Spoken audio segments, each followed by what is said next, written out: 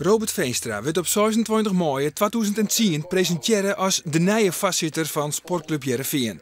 Het gaat dan stream in, zowel financieel als sportief. En de oud-bestuursvoorzitter van Stenden Hegeskwallen had de drege taak om van Heerenveen weer een zoene club te maken.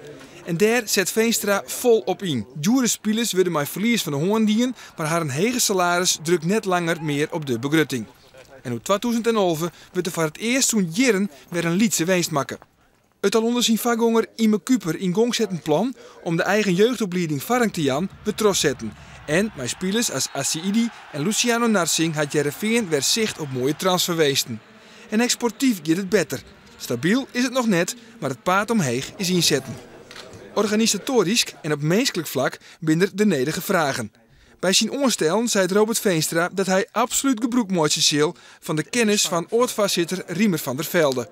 Het is een man met een groot voetbalhart en een groot inzicht in voetbal en in de Heerenveen.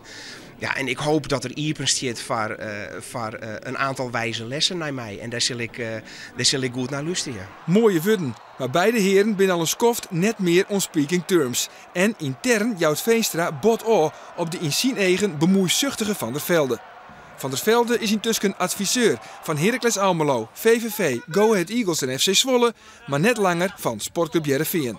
Oer Foppe de Haan verkondigt het Veenstra in het programma Boppenslag Café dat hij impeteer is over een functie bij de club.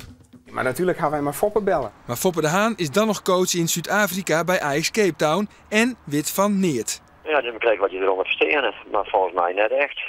Toen hij beneemt als voorzitter, toen ben ik een keer een jongen bij hem op bezoek geweest, want dan worden er allerlei dingen weten. Nou ja. Nou, ik mag toe lezen en ik bel je nou even weer om. Dat was 1 januari. Nou, en daarna heb ik niks vergeten. De Haan wordt uiteindelijk wel binnenhellen op vastspraak van technisch directeur Johan Hansma. Maar van Ulis tussen Veenstra en de Haan is van het begin al geen sprake.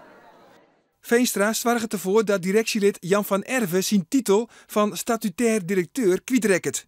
En dat betekent dat Veenstra nou de enige is binnen de club Heerenveen met beslissingsbevoegdheid. Bij een sponsortrip naar Barcelona gaat Robert Veenstra net met de sponsors mooi in de bus op verskate excursies, maar pakt hij together met zijn vrouw een taxi om oren te dwan. Dat komt hem te steen op een soort kritiek. Hij gedraagt zich niet als gastheer, maar als de belangrijkste gast. Zo zei een grote sponsor. De teammanager van de voetbalvrouwen krijgt per sms te jaren dat Heerenveen geen geld meer stekken wil in de vrouwenstak. Als de speelsters daarna zelf sponsors regelen, vertelt Veenstra zonder blikken of blozen dat hij daar de credits van verdient. Een van die goede besluiten die wij hebben genomen is vorig jaar, ik geloof dat het in mei was, om te stoppen met het damesvoetbal. Daarom hebben we het dien op een moment dat er nog discussie mogelijk weer. Zo, als we dat dien hier op het moment dat het echt aanram weer, ja, dan koest ik niks meer bereiken. Maar dat kon nou nog wel. Als na het desastreuze eerste seizoen praat we over de toekomst van trainer Ron Jans, wil Johan Hansma het contract van Jans beëindigen. Robert Veenstra houdt het ontslag zien. Hij besluit om de assistent van Jans, Raymond Liebrechts, voor te sturen in de hoop dat Jans solidair is om zijn vreun toch zelf op te stappen. Maar dat plan misleert. Jans bloot aan, maar het contact is verstoord. In de organisatie regeert Veenstra met hudde hoorn, melden anonieme bronnen binnen de club. Zo hanteert hij het zogenaamde gele kaartensysteem, een soort van waskoging.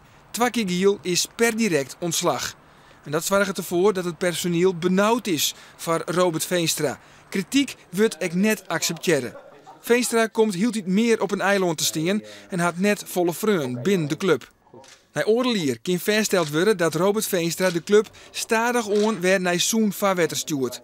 Tegelijk neemt de onvrede over zijn optreden binnen de organisatie ta.